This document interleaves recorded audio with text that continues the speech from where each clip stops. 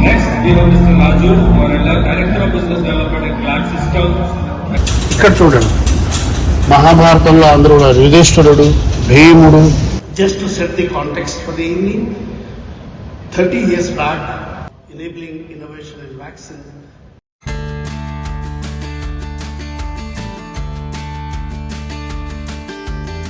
ఇవన్నీ మహాభారతంలో symbols. So మన హిందూ దేవతలందరినీ ఇక్కడ వేరే విధంగా పిలుచుకుంటారు.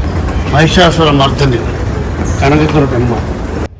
హలో, ఎప్పుడైనా ఫారిన్ వెళ్తే ఎవరైనా ఇంట్లో వాళ్ళు గిఫ్ట్లు అవి తెమ్మంటారు. నిజే ఏమో నన్ను వీడియో తెమ్మంటారు.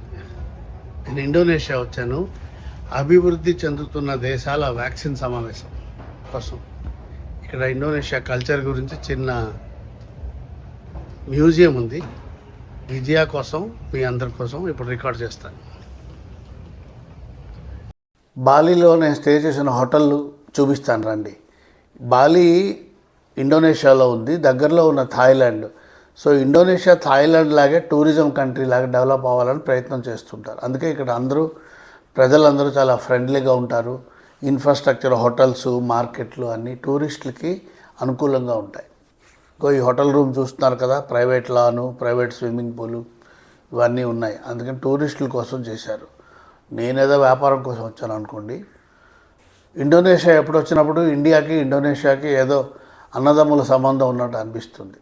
ఇక్కడికి పురాతన కాలం నుంచి హిందువులు ఇక్కడికి వచ్చి సెటిల్ అయ్యారు. ఇక్కడ హిందూ దేవాలయాలు, బుద్ధిస్టు దేవాలయాలు, తర్వాత హిందువులు కాదు, ఒరిస్సా నుంచి, తమిళనాడు, సౌత్ ఇండియా నుంచి ట్రేడర్స్ వచ్చేవారు అనమాట ఇక్కడికి, స్పైసెస్ అవి తీసుకుని. ఆ సంబంధాలు ఉన్నాయి. ఇంకా ఇది ఆర్కిపెలాగో అంటారు కదా, ప్రపంచంలో ఒక ముఖ్యమైన ఆర్కిపెలాగో. అంటే 3 వైపుల నీళ్లు, ఒకవైపు భూభాగం ఉన్న ప్రదేశం ఇండోనేషియా. బోల్డ్ ఐలాండ్స్ ఉన్నాయి వీళ్ళ దగ్గర. ఇంకా విషయం ఏంటంటే ప్రపంచంలో వాల్కనోస్ ఉన్న ఎక్కువ వాల్కనోస్ ఉన్న దేశం ఇండోనేషియా. ఇండోనేషియాలో ఇంకో ప్రత్యేకత ఏంటంటే ఇక్కడ రెఫెల్సియా అర్నాల్డి అనే పెద్ద పువ్వు కూడా ఉంటుంది. మనం చందమామలో కథలు వినేవాళ్ళం కదా, గండబేరుండ పక్షి. అలాగా ఇక్కడ గండబేరుండ ఫ్లవర్ ఉంది. 3 అడుగులు వెడల్పు ఉంటుందంట పువ్వు, 10 కేజీలు బరువు ఉంటుందంట. చూడండి ఎంత పెద్ద పువ్వు. అలాగే పెద్ద డ్రాగను, కొమడో డ్రాగన్ అంటారు. ఇది ప్రపంచంలో అతిపెద్ద బల్లి అనమాట. ఇది ఇక్కడే ఉంటుందంట. ఇంకో ప్రత్యేకత ఏంటంటే ఇండోనేషియాలో ఇక్కడ 300 రకాల కల్చర్లు, ఎథనిక్ గ్రూప్స్ ఉంటాయన్నమాట. భిన్నత్వంలో ఏకత్వం లాగా. ఇది ఇస్లామిక్ కంట్రీ అయినా ఇక్కడ పేర్లు చాలా హిందువు కనపడతాయి. వీళ్ళ ఎయిర్లైన్ పేరు గరుడ. వీళ్ళు ఇంద్ర, హనుమాన్, రామ అని అలాంటి పేర్లు పెట్టుకుంటారు ఇక్కడ. సో అందరూ చక్కగా కలిసి ఉంటారు. World's most populous country, Islamic country అయినా ఏ మతాన్ని ఆ మతాన్ని వాళ్ళ మటుకు వాళ్ళు ప్రాక్టీస్ చేసుకునే అవకాశం ఇక్కడ ఉంటుంది. బిజినెస్ కాన్ఫరెన్స్కి వచ్చాను కాబట్టి ఎక్కువ చూసి తిరిగి మీకు చూపించే అవకాశం లేదు. కానీ నేను ఉంటున్న రిసార్ట్లోనే ఒక మ్యూజియం పెట్టారు. ఆ మ్యూజియంలో చాలా విషయాలు ఇంట్రెస్టింగ్గా ఉంటాయి. మీరు చూస్తే ఇండియాకి, ఇండోనేషియాకి ఎంత దగ్గర సంబంధాలు ఉన్నాయో అర్థమవుతుంది. వీటిని బాలీ మాస్కులు అంటారు. ఇండోనేషియాలో కల్చరల్లో రిచువల్స్ చేసినప్పుడు రకరకాల మాస్కులు వేసుకుంటారు అన్నమాట. వీటిలన్నిటినీ బాలీ మాస్కులు అంటారు. కొన్ని పూజ చేసినప్పుడు, కొన్ని కుటుంబంలో ఏమైనా కార్యక్రమాలు చేసినప్పుడు, కొన్ని ఫంక్షన్స్ చేసినప్పుడు చేస్తారు.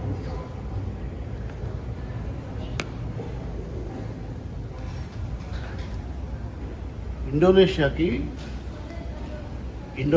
హిందూ కల్చరు సుమారు క్రీస్తు శకం 1వ శతాబ్దంలో వచ్చింది. ట్రేడర్స్, కింగ్స్ వాళ్ళందరూ ప్లస్ వేరే ప్రీస్టులు ఇండోనేషియా ఉన్నారు.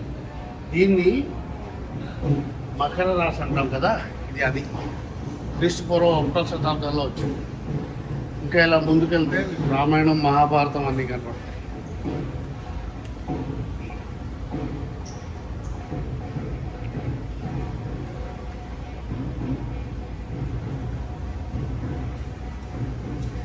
ఇంద్రుడు, గురు, దుర్గా, వాయుదేవుడు. మన దేవుళ్ళందరి పేర్లు వేరే విధంగా ఉంటాయి. బత్ర బాయు, బతరి దుర్గా, బత్ర ఇంద్ర, బత్ర గురు. మన రిలీజియస్ సింబల్స్ అన్నీ వీళ్ళ విధంగా వేరే విధంగా. ఇక్కడ చూడండి, మహాభారతంలో అందరూ ఉన్నారు. యుధిష్ఠిరుడు, భీముడు, అర్జునుడు, నకులుడు, సహదేవుడు, గున్గాన్ అంటారు. ఈయన ఎవరో మాకు తెలియదు. ఇవన్నీ మహాభారతంలో సింబల్స్. సో మన హిందూ దేవతలందరినీ ఇక్కడ వేరే విధంగా పిలుచుకుంటారు.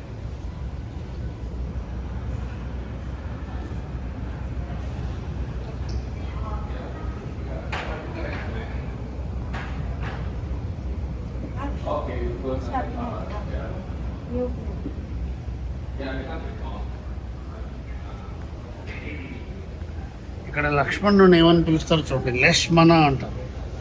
లక్ష్మణ అంటే లక్ష్మణుడు. హనుమాన్, దశముఖుడు అంటే రావణాసురుడు. సో రావణాసుడు,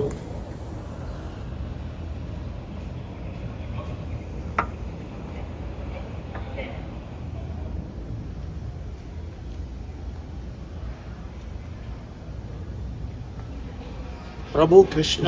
కృష్ణని ఎలా రాస్తారు? ప్రభు కృష్ణ, ఘటోత్కచ, భీష్మ, ప్రభు శకుని. శకునిని కూడా ఇక్కడ ప్రభు అంటారు. మన శకునిని తిడతాము, వీడు శకుని ప్రభు అంటారు.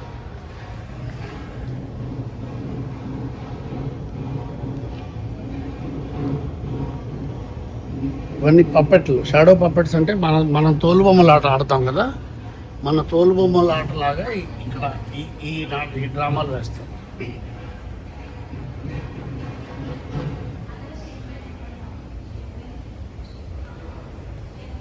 ఇది హిందువులు బుద్ధిస్టులు కలిపి, బుద్ధుడిలాగా హిందువులు అంటే కలిపి చేసిన అవతారం అనమాట. హిందూ బుద్ధిస్ట్ 1వ శతాబ్దంలో బుద్ధిస్టులు, హిందువులు ఇక్కడికి వచ్చి ఇలాంటి దేవతలను పూజ చేసింది. అలాగే ఇంకా ఇక్కడ ముందుకెళ్తే ఇంకోటి కనబడుతుంది.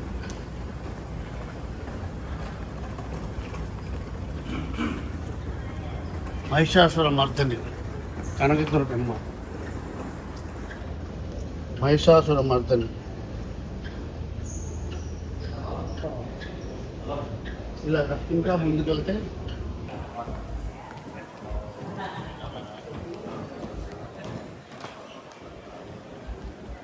వీళ్ళు వాడే వెపన్స్.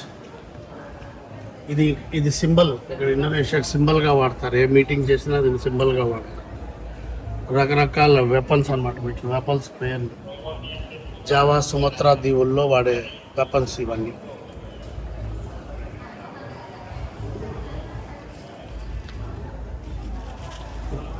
ఇవి ఇంకో రకమైన వెపన్స్.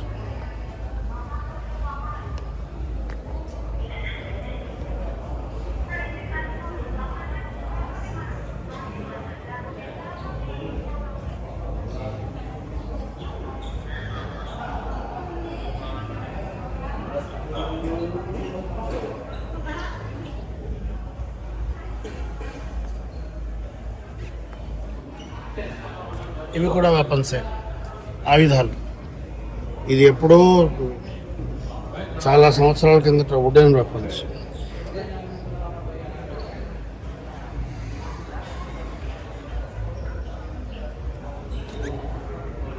మన ఆయుధాలలాగా వీళ్ళ ఆయుధాలు కూడా ఉంటాయి.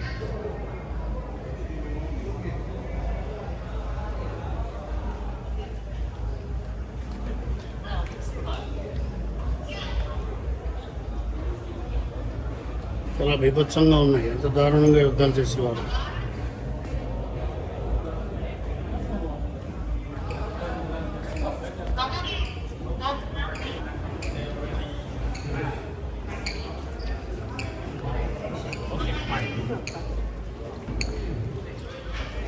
మనలాగే డోలు, డప్పు.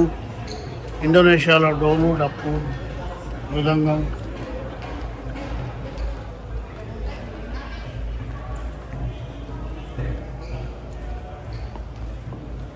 ఇది వయలిన్, వీణ. Indonesia music instruments. వీటి పేర్లు హస్పాయి, జుంగా, కాస్పి, కేసో, రకరకాల పేర్లు.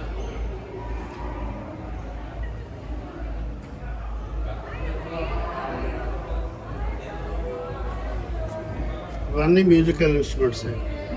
పావులలో వదిలినట్టున్నాయి.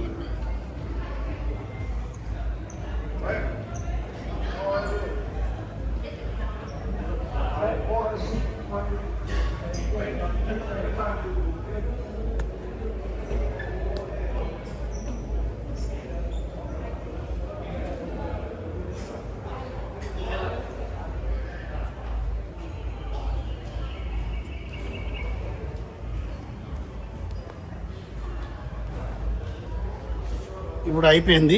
నేను మళ్ళీ కాన్ఫరెన్స్లోకి వెళ్ళిపోతాను.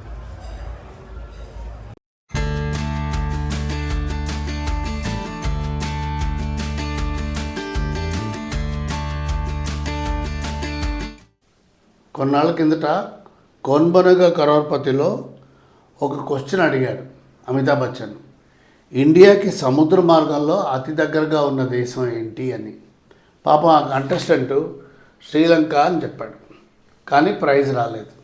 ఎందుకు? అండమాన్ నికోబార్ ఐలాండ్స్ కూడా ఇండియా భూభాగం చెందినవే కాబట్టి అండమాన్ నికోబార్ ఐలాండ్స్లో ఇందిరా పాయింట్ అనే జాగా నుంచి సుమత్రా ఐలాండ్స్లో ఒక చిన్న విలేజ్ చాలా దగ్గరది. అందువల్ల అతను చెప్పిన ఆన్సర్ శ్రీలంక అనేది రాంగు, ఇది రైట్ అనేసి. ఎందుకు చెప్తానంటే నేను ఇప్పుడు ఇండోనేషియాలో ఉన్నాను. ఇండోనేషియా అనే పేరు చూస్తే దాంట్లో ఇండియా అనే శబ్దం కూడా కనబడుతుంది. ఇండియాకి ఇండోనేషియాకి చాలా భూభాగంకి దగ్గరగానే ఉండడం కాదు, చారిత్రకంగా కూడా చాలా దగ్గర ఉన్న, కల్చరల్లీ చాలా దగ్గర ఉన్న దేశాలు. క్రీస్తు పూర్వం 2వ శతాబ్దం 3వ శతాబ్దం నుంచి ఇండియాకి ఇండోనేషియాకి బోల్డ్ సంబంధాలు ఉండేవి. అంటే ఇక్కడ నుంచి ట్రేడర్స్ టెక్స్టైల్స్ స్పైసెస్ పట్టుకెళ్ళి అమ్మడం, బుద్ధిజం ఇక్కడి నుంచి ట్రావెల్ చేయడం, ఇవన్నీ జరిగాయి అన్నమాట. అందుకని మన కల్చరు, మన హిందూయిజం అంటే భారతీయత కనబడుతుంది ఇండోనేషియాలో వెళ్తే. అది ఇస్లామిక్ దేశమైనా ఇండోనేషియాలో అన్ని హిందూ పేర్లు వినబడతాయి. ఫర్ ఎగ్జాంపుల్ ఆ దేశం తాలూకా ఎయిర్లైన్ పేరు గరుడ. అక్కడ చాలామంది ఇంద్ర, రామ, కృష్ణ అని పేర్లు పెట్టుకుంటారు. ఇస్లామిక్ దేశమైనా హిందూయిజం చక్కగా అక్కడ ఉంటుందన్నమాట. అది ఇండోనేషియా. ఇండోనేషియాకి పురాతనంగా ఇన్ని సంబంధాలు ఉండడమే కాకుండా స్వతంత్రం వచ్చాక కూడా మనకి ఇండోనేషియాకి బోల్డ్ సంబంధాలు ఉండేవి. ఫర్ ఎగ్జాంపుల్ ఇండోనేషియా ప్రెసిడెంట్ సుకర్నో అని ఒకతను ఉండేవాడు. దానికి ఒక చిన్న కథ ఉంది. కథ ఏంటంటే అప్పుడు ఇండోనేషియాని వేరే దేశాల వాళ్ళు ఆక్రమించున్నారు. ఫర్ ఎగ్జాంపుల్ డచ్ వాళ్ళు, ఇంగ్లీష్ వాళ్ళు. అయితే ఆ ఇండోనేషియాలో స్వతంత్రం కోసం పోరాడుతున్న సుకర్నోని ఆ దేశం నుంచి బయటికి వెళ్లకుండా ఆపారు. అతను బయటికి వెళ్ళి సింగపూర్ వెళ్ళి ఇండియాకి రావాలి. అప్పుడు రావాలంటే అతను పాపం రాలేడు. అప్పుడు జవహర్లాల్ నెహ్రూ అతన్ని ఇండియాలో ఒక పొలిటీషియన్ని, అతను పైలట్ కూడా, బిజు పట్నాయక్, మా ఒరిస్సాలో ఫేమస్ లీడర్ బిజు పట్నాయక్ని అతను వెళ్ళి అతన్ని తీసుకురామంటే అతను డేర్ డెవిల్గా తను డకోటా వేసుకుని భార్య సమేతంగా వెళ్ళి సుకర్నోని కాపాడి తీసుకొచ్చాడు అనమాట. ఆ విధంగా ఇండియాకి వాళ్ళకి తర్వాత నాన్ అలైన్డ్ మూమెంట్ అంటాం. అంటే దాన్ని ఏమంటారు, నాన్ అలైన్డ్ మూమెంట్, తెలుగులో రావట్లేదు. ఆ నాన్ అలైన్డ్ మూమెంట్లో కూడా ఇండోనేషియా చాలా ముఖ్య పాత్ర వహించారు. అందువల్ల మనకి వాళ్ళకి బోల్డ్ సత్సంబంధాలు ఉన్నాయి. ఇప్పుడు ఇండోనేషియా కాన్ఫరెన్స్కి వచ్చాను కాబట్టి కొన్ని విషయాలు మీకు షేర్ చేసే ప్రయత్నం చేస్తాను. సో కెమెరామెన్ జినుతో Raju Marella from Bali, Indonesia for Vijayas Harivillu.